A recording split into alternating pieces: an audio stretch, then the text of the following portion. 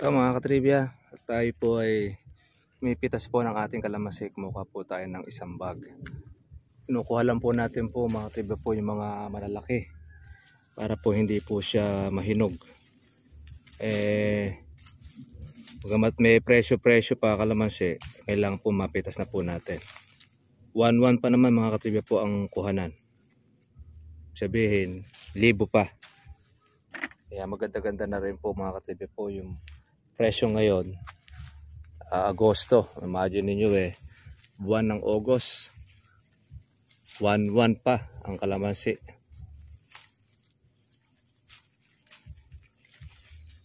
Tsaga-tsaga lang, susunod yan, marami po yung ating pitasin, yung pang katapusan nitong August.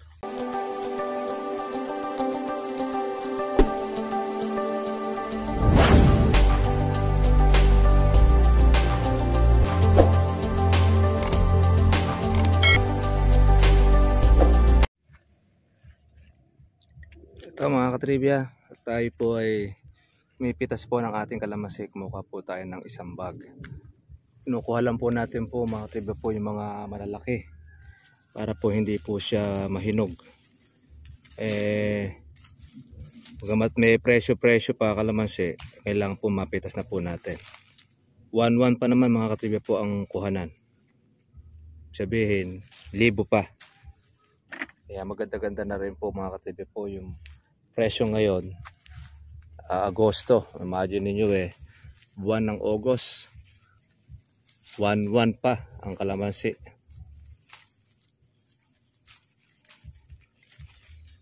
Tsaga-tsaga lang, susunod yan, marami po yung ating pitasin, yung pang katapusan nitong August. Pero nakuha na po natin po yung lahat po ng mga malalaki. Kasi yan mga katribya, magiging reject na lang yan. Didilaw. Ang dilaw po mga katribya mababa lang naman ang presyo. Hanggat berde, mapitas na. Total naman ay sagad na po yung kanyang paglaki. Talagang pitasin. Pitas tayo mga katribya para meron tayong pang bili ng herbicide. Kasi after po natin makapag herbicide uli, tataas na uli ang damo. Kaya obligado po natin uli siyang meron tayong pantustos sa pag-aalaga sa kanya. Ayan mga katribya, bukod na talaga po yung pitasin natin. Hindi naman siya ganun kakapal, pero tsatsagain mo lang para tayo makabuo ng isang bag. Talagang matyagang pamimitas ang kailangan. Yan. At tayo ay makabuo. Sayang naman yan pagka po magiging reject at di natin pipitasin.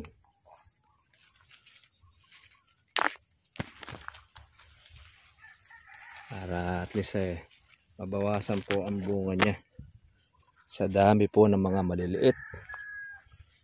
Mabilis lumaki. Yan, shout out natin ang ating po mga katribya na mayroong mga kalamansi at ibig po magtanim ng kalamansi. Dito lang po yung ating pong channel para kayo po ay matulungan. Sabihin na po nito, pagkatanggal po natin ng paging ating farm.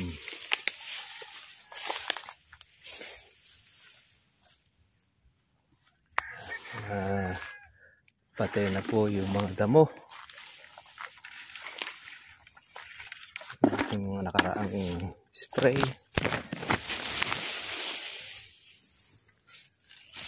Yung mga natira rito ay mga hindi na inabutan. ang ating insecticide ng herbicide. Ayan, dumilo na po yung iba.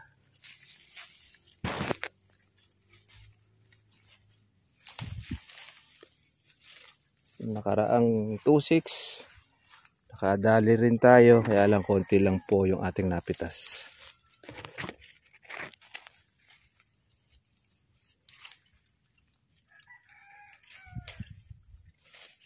Ngayong Agosto, marami ang pitasin natin, kaya lang pangkatapusan. Hindi natin alam kung may presyo pa ang ating pangkatapusan. Ay, kung magkano po ang kanyang abutan, wala pong problema. Dahil yan naman ay bunga na po ito ng ating tag-ulan tsaka ng pagkalagay ng ating abono.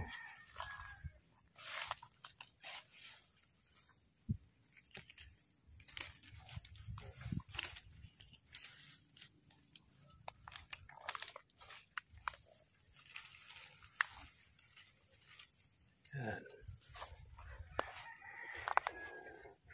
Tayo po ay pitas, mga katribya.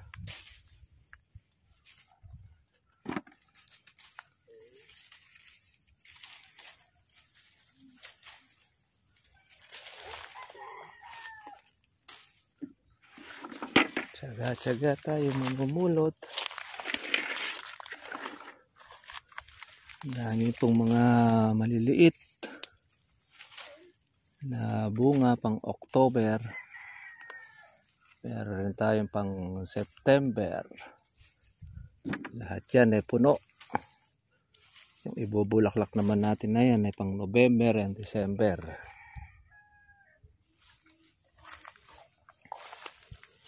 Pero yung mga gamais, pwede na natin paabutin yan ng November kapag maganda po ang presyo. Kapag October ay maganda rin ang presyo, sa October pa lang mapipitas na siya, mga katribya. Yan, dahil pang bulaklak oh. Bulaklak na. Mayroon pa po tayong nahalaw na bunga.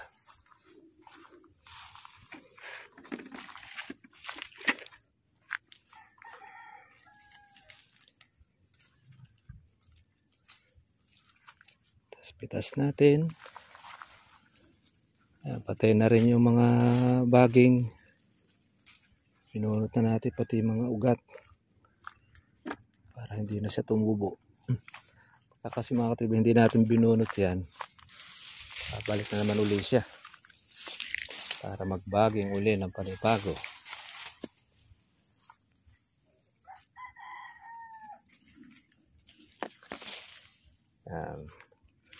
Tagal-tagal lang po tayong makapuno ng isang timba dahil kinukuha lang natin po yung mga pupwede, yung mga malalaki. Kaya po maliliit, hindi na po natin kinukuha. Sayang. Dahil lalaki pa po yan. Yan, yung mga nasa loob ay sisilipin lang natin at tayo makakarami rin ng ating pitas. Yan.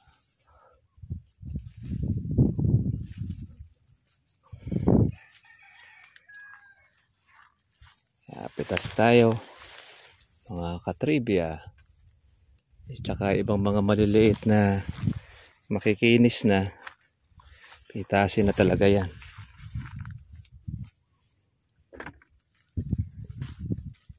Wala na siyang ilalaki, sagad na ika nga. Ano po yung mga manunusok, mga nakatahimik sila. Pagka po tagulan, wala pong ganong manunusok. Kaya yung mga buko natin, yung mga maliliit, mga buo,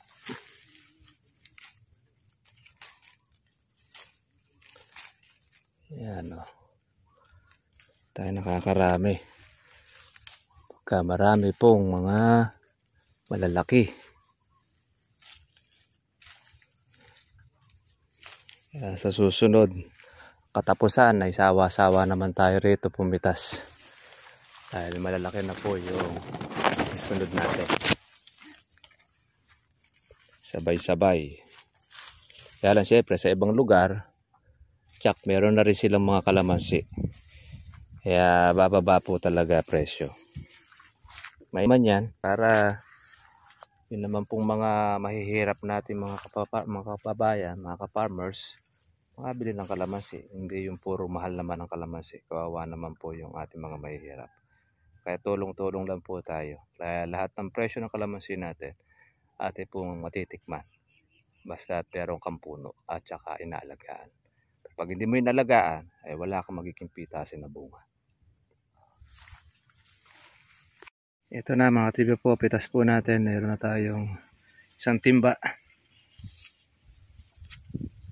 Yung matagal-tagal lang po mga tribe pong mamulot ng ating kalamansi o mga halaw. Naku lang po natin po yung malalaki. Kaya medyo matagal-tagal po tayo makapuno. Dahil kailangan natin tiyagain. Dahil sayang naman ito. Kakaroon po tayo mga katribe po na talagang panggastos natin, pangkuha na hindi na po manggagaling sa ating pong bulsa. Kaya tinatsaga na lang po natin mga katribe. Ito po ay pitasin para at least ay lumaki po yung ating pansunod. Yan. Marami lang din pong langgam.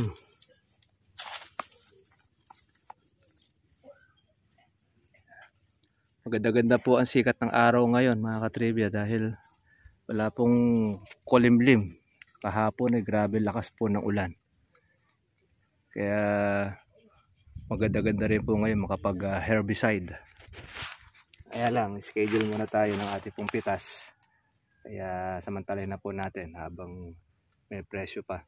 Kasi pagbaba po ng kalamansi, tuloy-tuloy na yan dahil marami na pong mga bunga yung ibang lugar.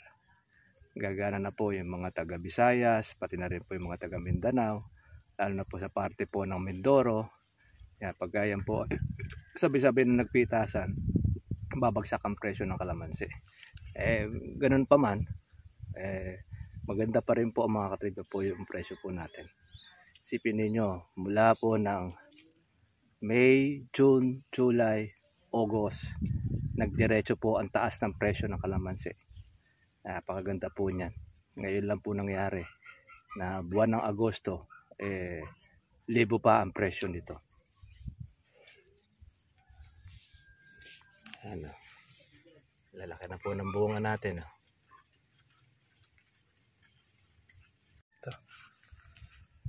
Kumuha tayo mga katribe po ng ating pamuno. Ano lang po tayo ng 1 kilo mahigit para tayo ay maka isang bag. Tayo po tayong naiwan. Tagal-tagal po ulit ang ating pitas mga katribe. Pinagbigyan naman tayo ng ulan at hindi po umulan ngayon. Kaya after po natin ng pitas ay pupunta naman tayo sa isa nating farm makapag-spray pa tayo ng herbicide. May parte naman po ng tabing ilog. So, punuin muna natin ang ating kalamansi para meron na tayong isang bag. Meron na tayong pang herbicide mga katribya.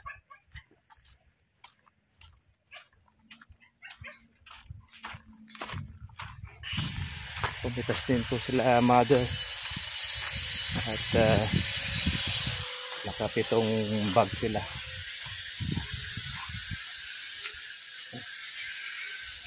Okay, sa atin.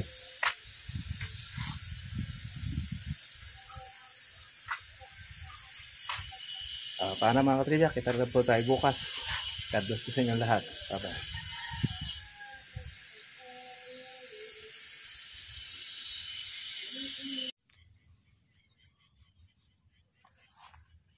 Good morning po sa inyo mga katribya at welcome po sa aking YouTube channel. Sana po nasa mabuti po kayong kalagayan. Ngayon po umaga dito po tayo sa isa po natin pong farm na kung saan ay pinaalagaan po natin sa ating pong pamangkin. Ngayon ay marami po siya ngayong bunga. Hindi pa po siya nakakapag grass cutter. Actually grass cutter po yung ginagamit po ng ating pamangkin dito. At eto, ang dami po ng bunga niya pang katapusan ng Agosto yung pitasin. Ito po kasi ay sabugan po ng abono ng ating organic fertilizer at gumusar na. Marami naman po siya mga maliliit. Malaki na rin po ang bulas itong ating pong kalamansi. Ayan, meron rin po tayo halawin. Pero hindi naman siya ganun karami. Ayan, ang ganda na po ng bulas. Dito ang ating pong kalamansi. Kaya lang hindi natatanggal po noong ating kasama. Itong kalamanda rin, lumaki na. Tsaka ito.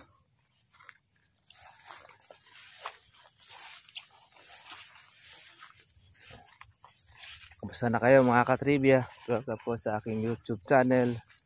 Ilan lang po ito maliliit itong ating kalamansi.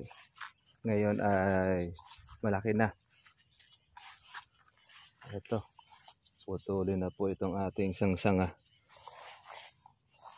Mayroong punggus. Yan po mga katribya po ang sakit po ng kalamansi sa tagulan. Pero dati-rati napakarami nito. Pero nung ating na-applyan po ng ating organic fertilizer, konti na lang po yung nilalabasan po niya. Yung nagkakaroon ng sangang tuyo. Bali po ang puno nito mga katribya ay nasa 180 na puno itong lugar na ito. Pero malalaki na rin po yung mga puno natin. Kaya marami-rami na rin po tayo na po pwede ma-harvestan. Ayun naman po sa aking kapatid. Ito, hindi rin siya nakapag grass cutter. Pero marami rin bunga yung kanya. Oh. Ayan. Marami rin siya pang katapusan.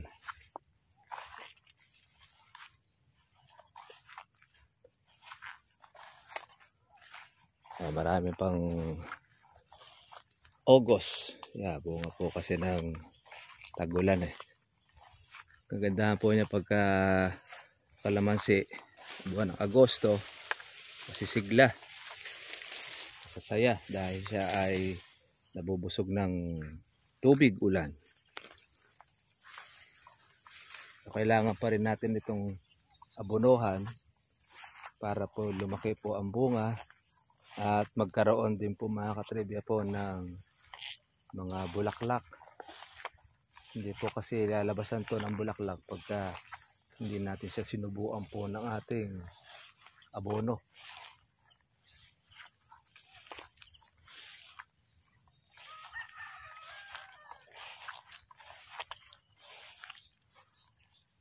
Kailangan natin ito ng herbicide para po continuous ang pamumunga.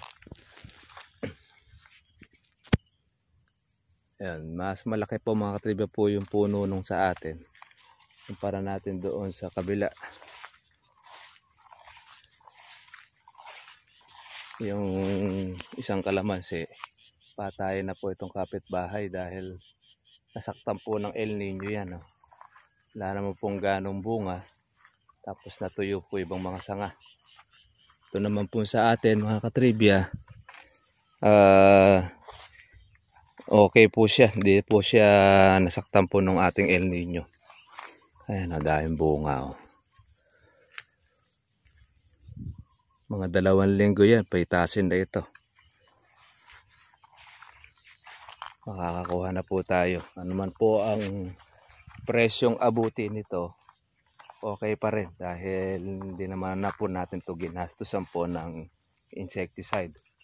Kundi bagkus ito po ay halos sa herbicide tsaka po abono lang po yung ating inilagay dito sa ating kalamansi. Kaya lang po ay naglalakihan po yung ating kalamanda rin. Hindi po natatanggal ng ating kasama. Ito, yung ating malunggay naglakihan na rin.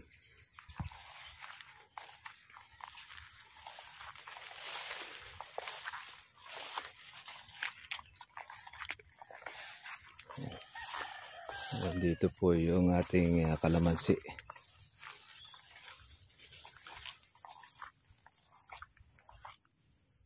Laki na po ng bulas niya.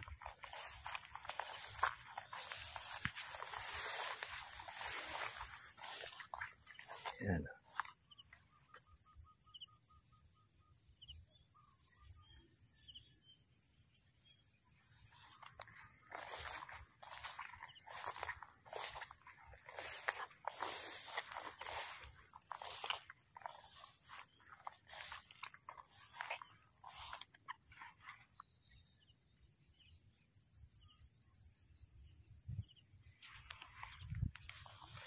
Ito dati yung maliit mga katribya.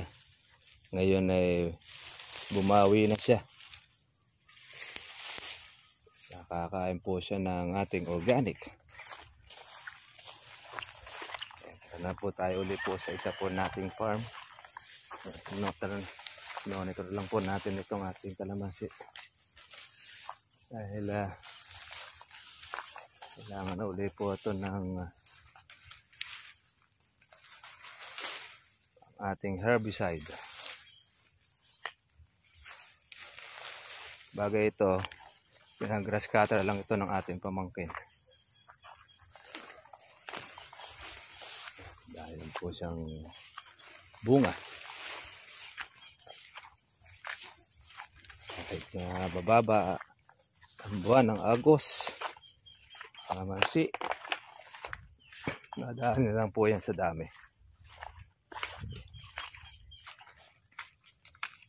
Severs ni Mrs. po gamit po natin ngayon.